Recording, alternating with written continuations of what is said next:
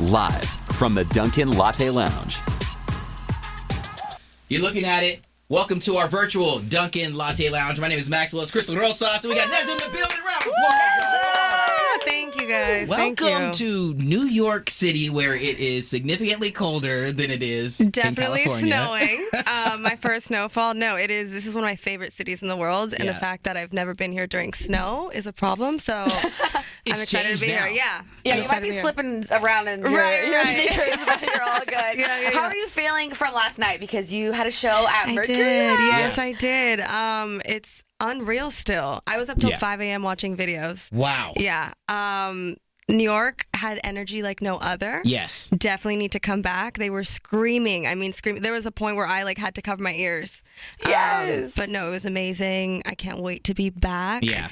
Mercury Lounge was a vibe. So when you talk about performing and bring your music and your danceability to life, and you're seeing the fans that are willing to come out and be a part of this sub-zero weather to support you, to be there with you and for you, what does that mean as an artist who is, right now, let's really just beginning to build something super strong? Yeah, it was crazy, and I told them last night how incredibly grateful I was. One, because they were standing in line in 20-degree weather, right? But no, it means the world. I mean, being independent, having them sell out 2 shows for me is insane. My first ever time putting out a show, we didn't know what was going to happen. Mm-hmm. And so the fact that they were there for me and only me, I got so emotional. My first show, I cried the whole outro. It literally snot coming out of my nose. Yes. So, like a real ugly and it's all over the internet, which is great.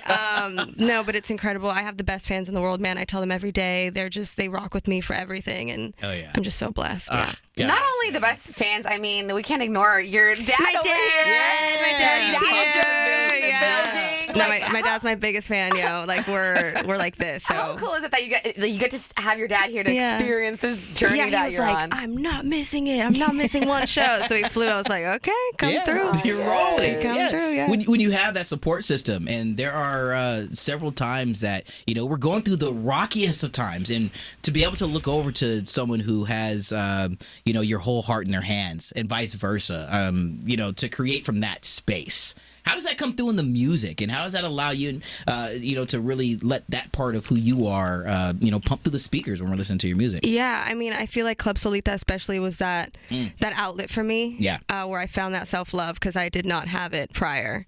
Got my heart broken pretty bad. Pretty bad.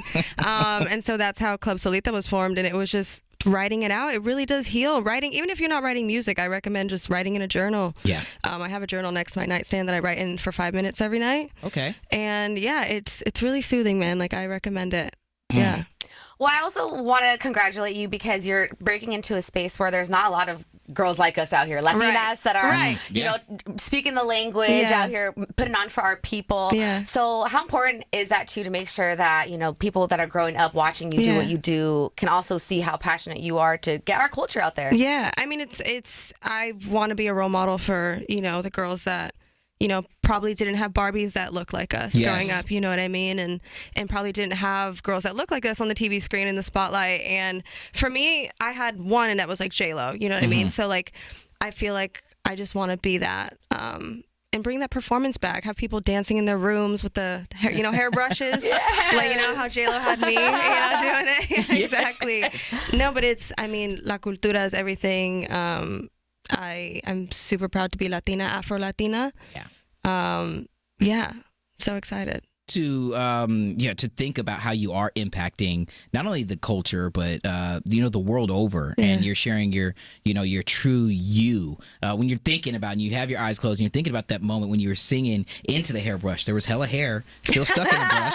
You know what I mean? It was probably the one with the flat round on the back, right? But to know that was just inherently who you are, and that's shining through to all those all the fans that are looking to you for that guidance. Is there a sense of responsibility that comes with that's always in the back of your mind? Absolutely. I talk to my fans, especially on Twitter. I talk to them every day, and I try to keep everything pretty family friendly. That's just my brand. And no, it's they see and watch everything that you do. Everything. every platform. So it's just important to just, you know, be a role model. Yeah. You know, have that. Yeah, just have that. And yeah, I mean, it means the world to me. I actually had a crazy moment last night talking about the hairbrush. Okay. So growing up, you know, you're in your room, you're singing into the hairbrush.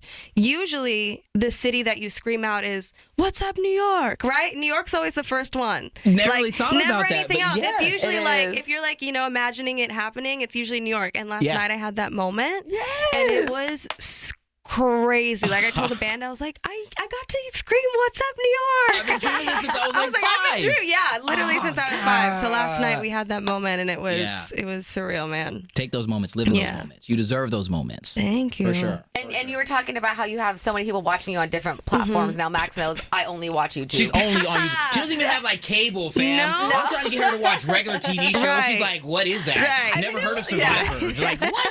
That's me. So it's so fun seeing you like collaborate with a lot of different YouTube creators, Keenan JC, that whole reality house crew. Yeah. But then you're also in this, you know, like artist world that's completely different because it's not the YouTube world. What do you think is the biggest difference and the biggest challenge being right in the middle of those two? I mean, it's a big, I mean, I say this too all the time, like I never wanted to be seen as like the influencer trying to do music, right? Yeah. And it's funny because a lot of people came up to me last night. It's like, I just want you to know, like, you are not an influencer doing music. Like, you're an artist first. Like, what we witnessed tonight, you're an artist first. Boom.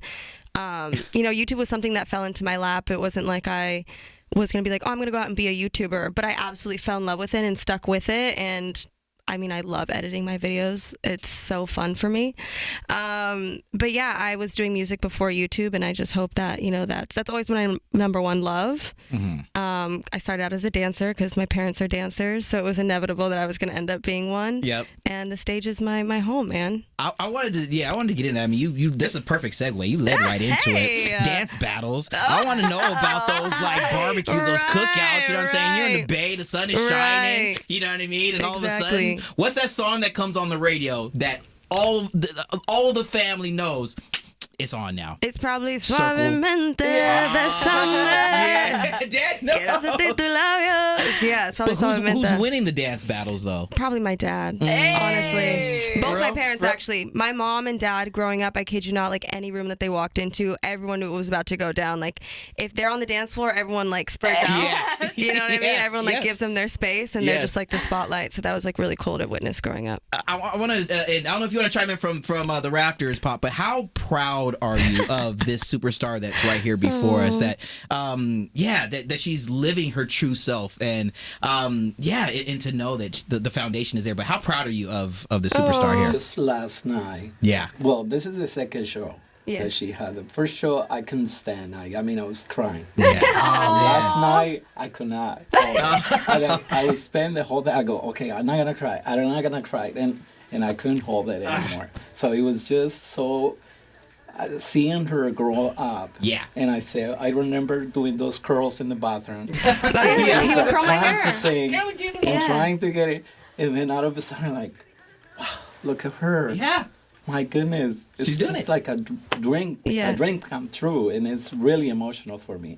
You did that. So you did that. And you did that. Thank you. Yeah, for sure. Oh, my God. Yeah, and seeing that you guys, came from the Bay and are out here in New York doing it now. I mean, we have love for where we're from always. Of course. But what do you see here in New York that you're just like, this is just it? Like, this is the spot. I mean, everything about here, the vibe, like every time I'm here, I move closer and closer to moving here. Oh, for real? No, literally. She's like, next trip, I'm looking for real estate. I'm gonna be careful, Dad. No, literally, I'm back here next month again, and I feel like it's gonna like seal the deal. But no, I love New York. I mean, the food is like no other here. Yeah.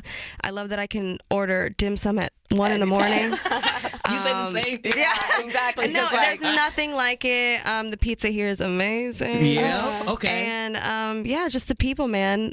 There's more cultura out here. There's I feel like there's a bigger Latin community out here than LA, and yeah, I just love it out here. I do agree, because back home, like, we don't hear different dialects. And out here, you hear all types of swag and swing. And it's so cool. And it's it's amazing to see everything come together here. Yeah. Yeah, you deserve to be here. So when you make this trip in about 5-6 weeks, you know what I'm saying, you need some folks to show you around. You know what I mean? Absolutely. Yeah, we got you. Absolutely. Let's put a bow on it with this. I mean, the music, again, the creativity, the stories that you're sharing. What do these stories mean to you, and what do you hope that the fans take away from these stories? Do they dig deep into the lyrics? Do you just want to make sure that people are having a good time and dance? Like, what is it that you hope comes through the speakers? Yeah, with Club Solita especially, I wanted it to be, I titled it Club Solita. I mean, I sat and I was like, what are we going to title this? And Club Solita for me meant, okay, club, somewhere where people can join together, dance, have fun. But then I wanted that message that it's okay to be solita, it's okay to be alone. Because I found that. I found how to be alone, how to be okay with being alone through writing this album, and I'm sure you found a lot of strength in being alone as well. Absolutely, just letting it out, and I just wanted everyone to just feel like the baddest versions of themselves. Okay. You know what I mean? Listening to Club Solita.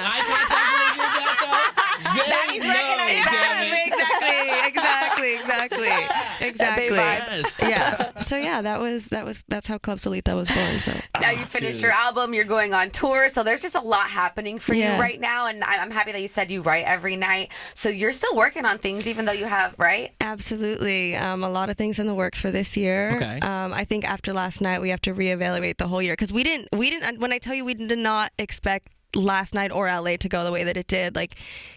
It's our first shows. Like we were like, oh, let's just put out 2 dates and see like what happens. And then when they sold out, we were like, okay, maybe we should reevaluate our plans for this year. So a lot of good things coming, a lot of cool things. I'm just excited, man.